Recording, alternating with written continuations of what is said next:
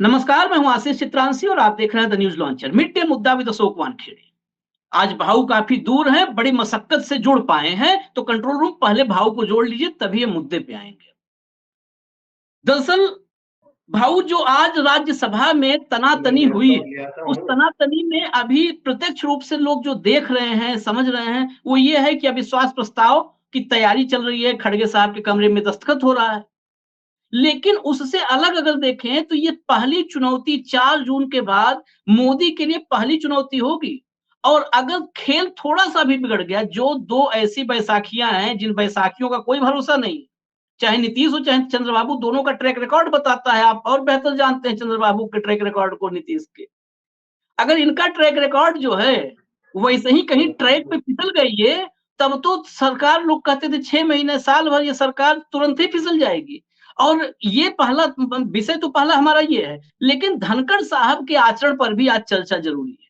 ये आसन न हुआ, इंद्रासन हो गया। आज तो खुल के सवाल इस पर होगा, लेकिन शुरुआत हम यहीं से करेंगे। हम फिर जाएँगे जो है धनखड़ साहब के आचरण पर और राज्यसभा में जो घमासान हुआ है, क्यों हुआ? पहले मोदी की ये पहली अग्नि परीक्षा, राज्यसभा और लोकसभा दोनों में आप क्या तस्वीर देखते हैं? और अविश्वास प्रस्ताव का ये पूरी प्रक्रिया है, होती कैसे है? देखिए आशीष जी, जब मैंने पहली बार जब ये सरकार बनी एनडीए की, तब ये बात हो रही थी कि विश्वास का प्रस्ताव, स्पीकर का चुनाव, ये अग्नि परीक्षा होगी। तब मैंने एक बात कही थी आपसे कि ये सदन हर मिनट, हर रोज लगातार अग्नि परीक्षा से गुजरेगा। हर बिल आपको अग्नि परीक्षा बताना पड़ेगा। आपको हर बार प्रधानमंत्री अग्नि परीक्षा देने आए थे और भाग के चले गए। राहुल गांधी, जिसको ये पप्पू कहते थे, उसके एंट्री के साथ प्रधानमंत्री की एग्जिट होती है। ये मायने हैं कि प्रधानमंत्री में अब मादमा बचा नहीं है कि वो लोगों की बात सुने, क्योंकि सीने पे बैठ के सुनाने वाले लोग आ गए हैं। तो ये तो किरकिरी होनी थी। कल जो अल्पमत में सरकार आ गई और सरकार ने अपनी इज्जत बचा ली भाग के। जेपीसी को जो बिल पास वो रेफर किया उन्होंने, वक्फ बोर्ड वाला, वो क्या था? सरकार अल्पमत में आई थी। सरकार अल्पमत में क्यों आई? क्या ये दोनों बैसाखियों ने डंडा कर दिया? ये दोनों बैसाखियों ने साथ देने से मना कर दिया? क्या दोनों बैसाखियों ने बता दिया कि तुम्हारे बाप की सरकार नहीं है, हमारी भी सरकार है, ये मोदी की गारंटी नहीं है, एनडीए की गारंटी है? जब ये बात आती है तो इन्होंने आनंद फानन उसको जेपीसी में दे दिया। ये पहली फजीयत थी। मैंने कल भी बोला था कि सरकार अल्पमत में आ गई है। आज यदि हम राज्यसभा की बात करें तो राज्यसभा हमारे संविधान ने किस लिए बनाया था? इसलिए नहीं बनाया था कि गुंडे बदमाश इकट्ठा होकर उसको भेज दिया जाए, जो लोकसभा चुनाव हारे उसमें भेज दिया जाए। वो कूड़ेदान हो गया। अभी माफी चाहता हूं मैं, लेकिन यदि मैं सबका प्रोफाइल देखने लगूं तो क्या टाइप के लोग बैठे उसमें, और क्या संरचना थी कि जो बुद्धिजीवी, जो चुनाव लड़ना नहीं चाहते, इसलिए उसको अपर सदन बोला जाता था। और अपर सदन की अध्यक्षता कौन करेंगे? उपराष्ट्रपति। मैंने आपको बोला था शंकर दयाल शर्मा जैसे मेधावी लोग हुआ करते थे जिस सदन पे बैठे हुए। धनखड़ साहब कहते हैं कि ये चेयर की गरिमा नहीं रखते हैं। ये चेयर की गरिमा तो तभी समाप्त होगी जब धनखड़ जी उस पर बैठ गए। जो आदमी 40 अंश का कोण करके प्रधानमंत्री के चरणों में हमेशा झुका रहता है, वो इस देश का राष्ट्रपति, उपराष्ट्रपति नहीं हो सकता। प्रोटोकॉल है, संविधान ने प्रोटोकॉल दिया है। मोदी जी की कृपा से आप बने होंगे, लेकिन वो कृपा तब तक जब तक आप बने नहीं थे। बनने के बाद तो जरा उपराष्ट्रपति बैठे रहिए। क्या पूछा था? जब खरगे के ऊपर बिलो द बेल्ट वार होता है, तब धनखड़ जी कहां होते हैं? जब जया बच्चन ये कहती है कि मैं जया अमिताभ बच्चन, तो ताली बजा बजा के हंसते हो। ये छिछोरापन नहीं है तो क्या है? क्या राज्यसभा में ऐसा छिछोरापन होना चाहिए? और उसके बाद आप ये कहते हो कि मेरा अपमान हो गया है। अपमान उसका होता है जिसने मान अर्जित किया हो, जिसने उस चेयर को अपमानित किया हो, उपराष्ट्रपति पद को बार बार अपमानित किया हो। यदि वो ये कहे कि मेरा अपमान हो रहा है, तो फिर सदन में फ्री फॉर ऑल है। सबसे बुजुर्ग आदमी बैठा है सदन में, खरगे। खरगे के ऊपर एक छिछोरा उठ के खड़ा हो जाता है, कहीं से भी कुछ बोलने लगता है। जो बोला है उसकी औकात क्या थी? किस किस टाइप के लोग राज्यसभा में बैठ रहे हैं। अच्छे भी लोग हैं, मैं ये नहीं कहता, लेकिन राज्यसभा में कोई भ्रष्टाचारी पहुंच जाए, ये बड़ी बात। बताइए, बारामती में अजीत पवार को बारामती के जनता ने हाथ जोड़ के बोल दिया कि सुनेत्रा पवार जी को घर बैठाइए। चूल्हा चौका करे भाभी जी, वो ज्यादा अच्छा है। वहीनी साहब आप घर ही बैठा, राज्यसभा भेज दिया। जो लोकसभा में बुरी तरह से हारते हैं वो राज्यसभा में आके बैठते हैं। तो ये क्या हुआ? डंपिंग ग्राउंड नहीं हुआ तो क्या हुआ? तो कुल मिला के मुझे ये लगता है कि जो उन्होंने कहा, कल जो उन्होंने नाटक किया कि मैं अभी यहाँ बैठूंगा नहीं, मैं जाऊंगा, जब आपको इतनी बैठने की इच्छा नहीं तो इस्तीफा दे दीजिए ना। और आप इस्तीफा नहीं दे रहे तो हम सदन क्यों झेले आपको? आप जाना चाहते हैं, सदन आपको घर भेजना चाहता है, तो अविश्वास प्रस्ताव की तैयारी हो गई। ये कोई किसी सुप्रीम कोर्ट या हाई कोर्ट के जज का इम्पीचमेंट नहीं है, ये संविधान में अमेंडमेंट नहीं है 2/3 वाला। सरकार का रहना या जाना ये मात्र सिंपल मेजोरिटी पे होता है। अटल जी की सरकार एक मत से गिरी थी, 2/3 वाला लफड़ा नहीं था। तो राज्यसभा में तो वैसा ही इनके पास अभी बहुमत नहीं। जिन दो लोगों के भरोसे ये इतराते थे, जगन रेड्डी वाईएसआर कांग्रेस, जिसके 11 लोग थे, और 9 लोग थे बीजेडी। जिस दिन इनको लगा कि आंध्र प्रदेश में सत्ता बदल दी है, गिरगिट रंग बदलने में समय लगता है, बीजेपी को नहीं। इन्होंने तुरंत चंद्रबाबू नायडू के पैर पकड़ लिए, वाईएसआर जगन रेड्डी को लात मार दी। वो जगन रेड्डी आज कोस रहा है अपने आप को कि इतने साल मैंने इन पापियों को ढोया क्यों है।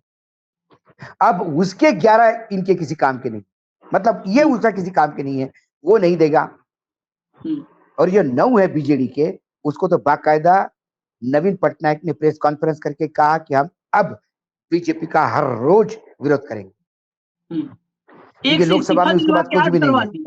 एक से तो उन्होंने एक सीट इस्तीफा दिलवा के आग करवा दी, लेकिन एक सीट से कुछ फर्क नहीं पड़ता। आपको 10-12 चाहिए, जब 12 आपके पास नहीं तो क्या करोगे आप? और यदि ये राज्यसभा में हार गए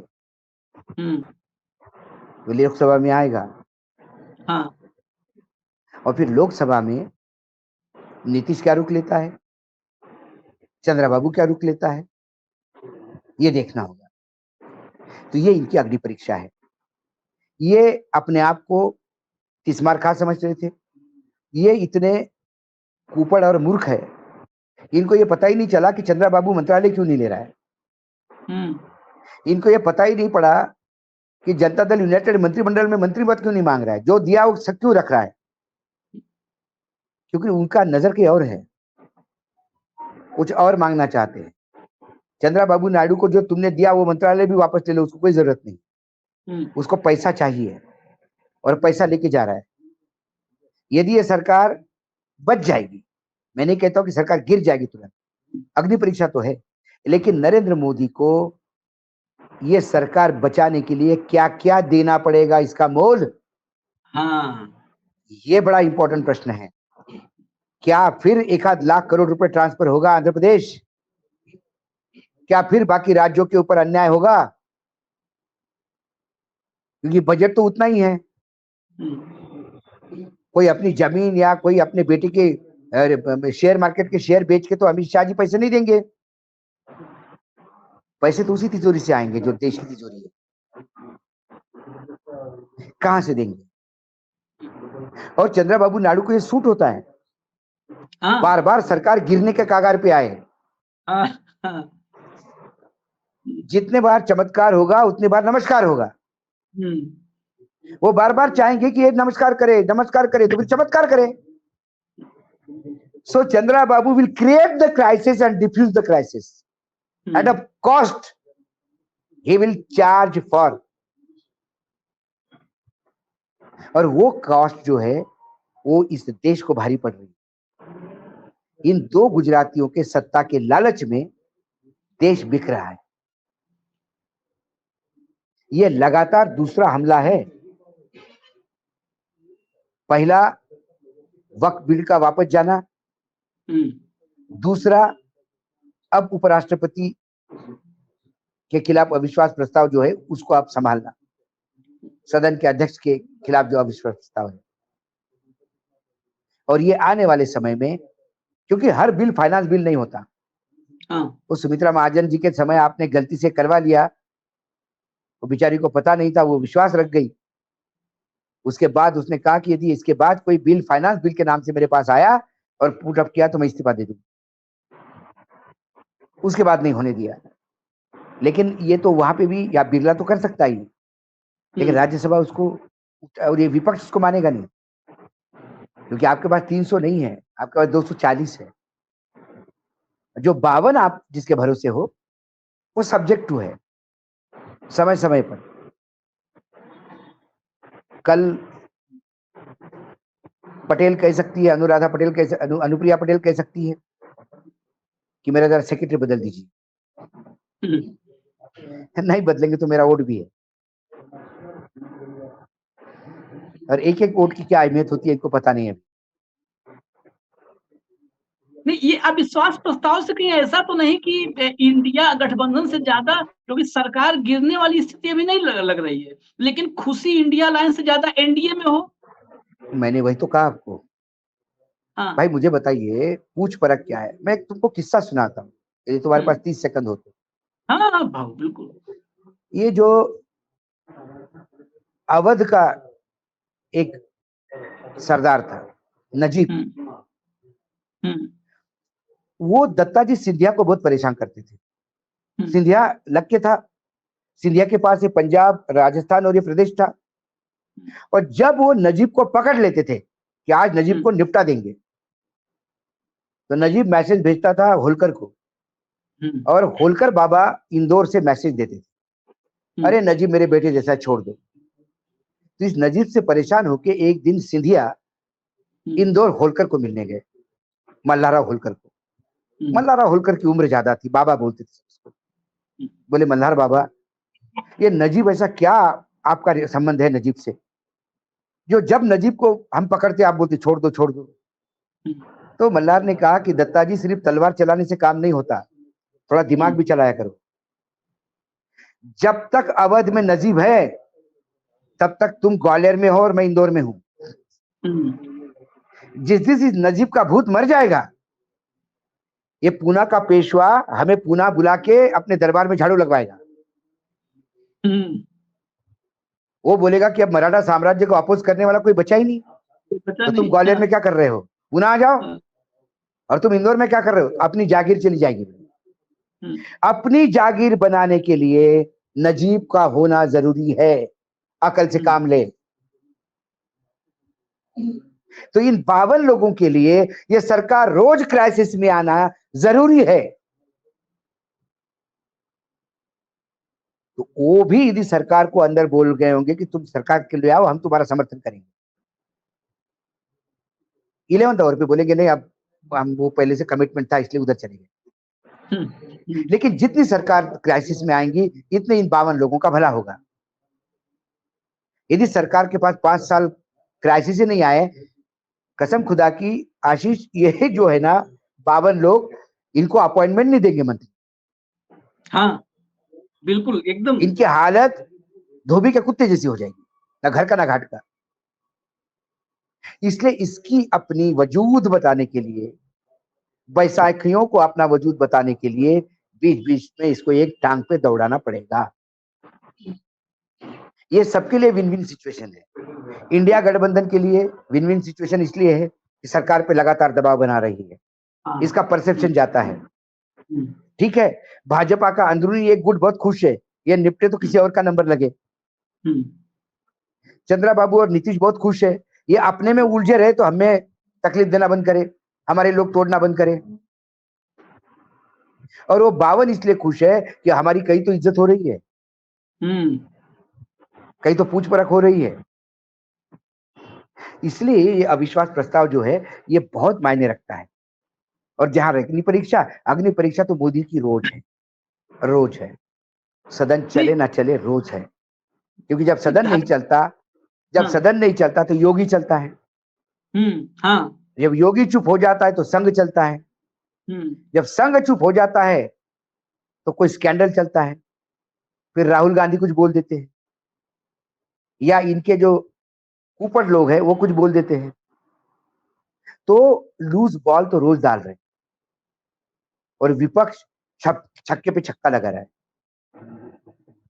उस टीम में जो 52 में से बॉलर है, उनका नंबर तभी आएगा जब बीजेपी के बॉलर बुरी तरह से ठोके जाएंगे। इसलिए उन 52 में से जो लोग हैं वो फील्डिंग में चौका भी छोड़ रहे हैं, छक्का भी छोड़ रहे हैं, कैच भी छोड़ रहे हैं। लेकिन ये जब आप क्रिकेट के ग्राउंड में आप समझा रहे हैं, तो मामला उसी पर सवाल उसी से जोड़ करके लेते हैं। अंपायर ही फंसा रहा है, सबसे बड़ी बात है। धनखड़ साहब तो अंपायर थे, अंपायर ही मोदी को फंसा रहा है। जो सदन में आज हुआ है, जो जया बच्चन ने कहा कि ये ऐसे शब्द, ये डांटने वाले कौन होते हैं भाई?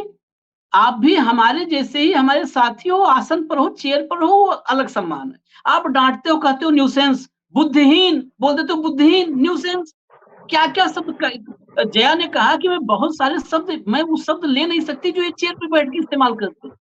नहीं, उसका कारण है आशीष, उसका कारण हाँ? मैं ये नहीं कहता कि चेयर पे बैठने हुए आदमी वजनदार नहीं है।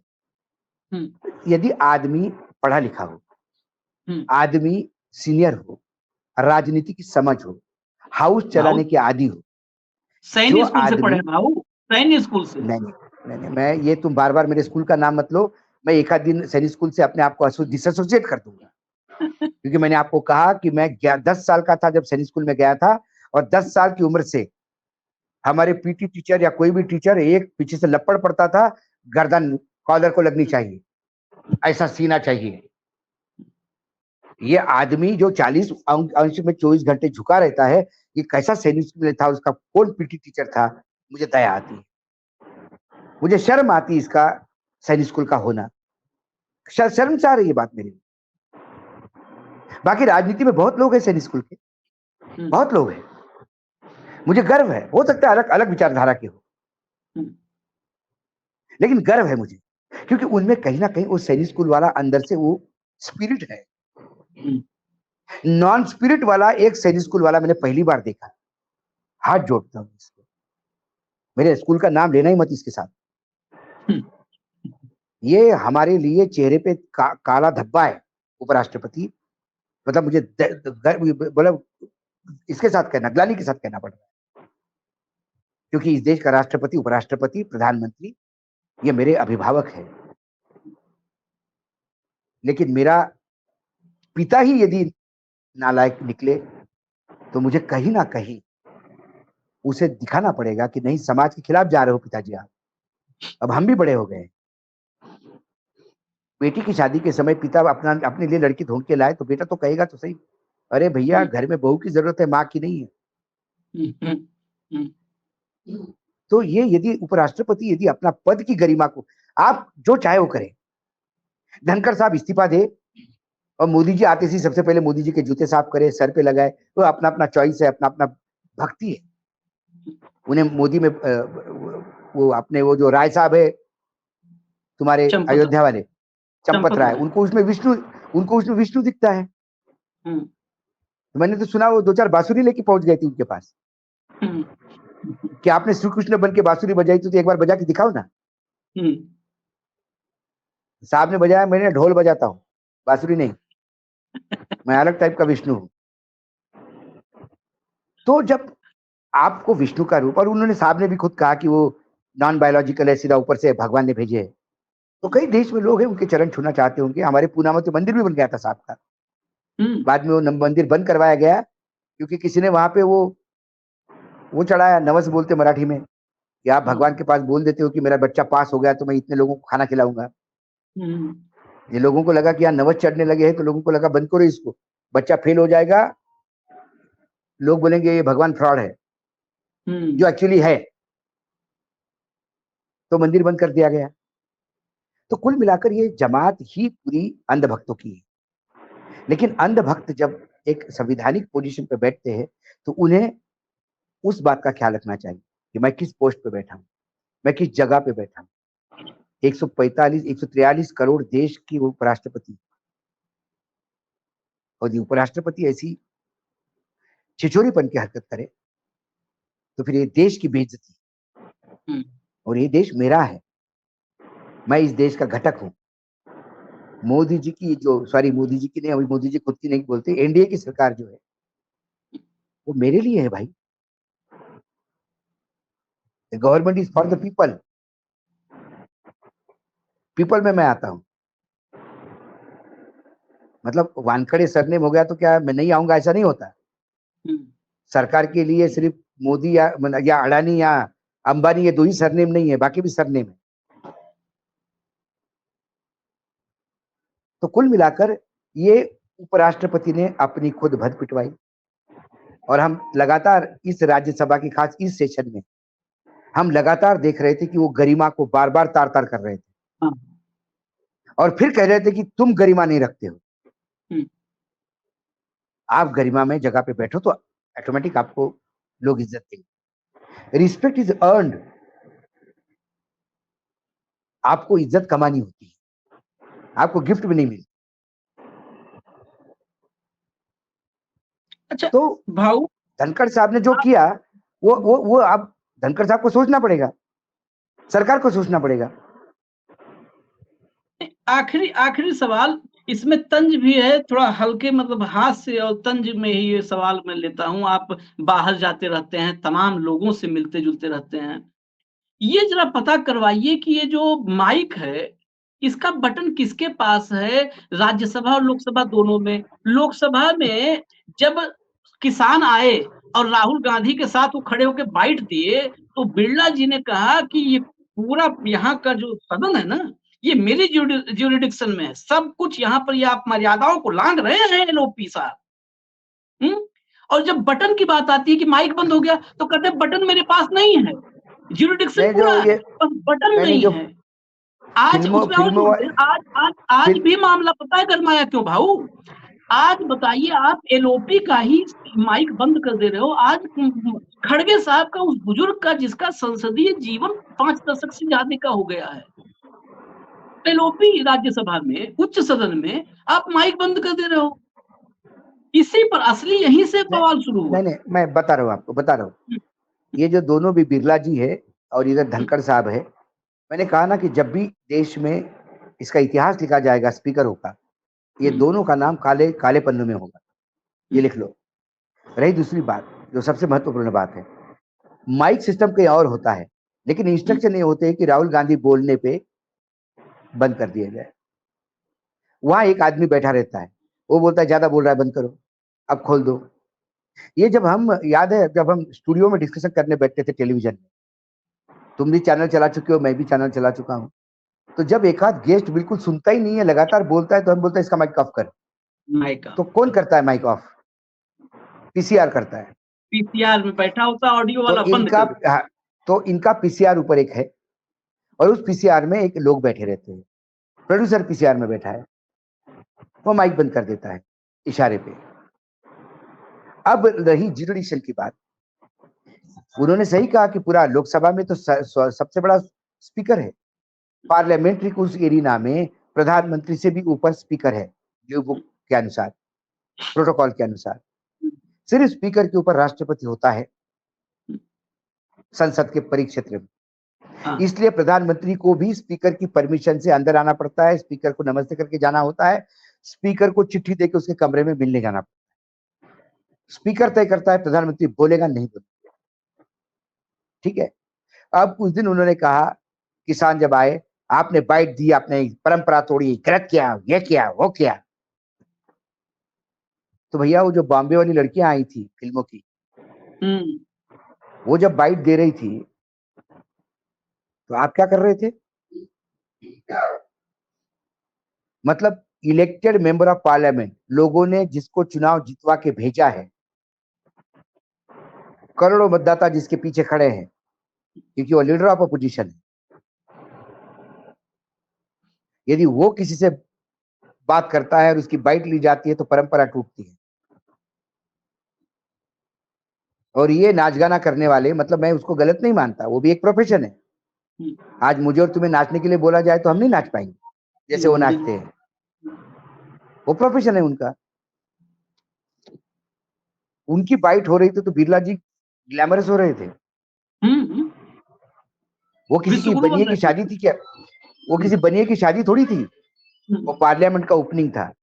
मैंने दिल्ली में बनियों की शादी में बहुत देखा कि फिल्मों के एक्टर को बुलाते हैं ऊपर से पैसे दे दे के, और वो एक्टर आता है, फिल्म के संगीत सिंगर्स आते हैं, शादी में नाचने के लिए नहीं आते शाहरुख वगैरह सब लोग, ये पैसे दे दे के दिया जाता है। वो उनका प्रोफेशन है, वो करते बेचारे, क्यों नहीं कमाए जब डिमांड आ गई तो ये किसी शादी का त्योहार नहीं था, इस देश की नए संसद का ओपनिंग था।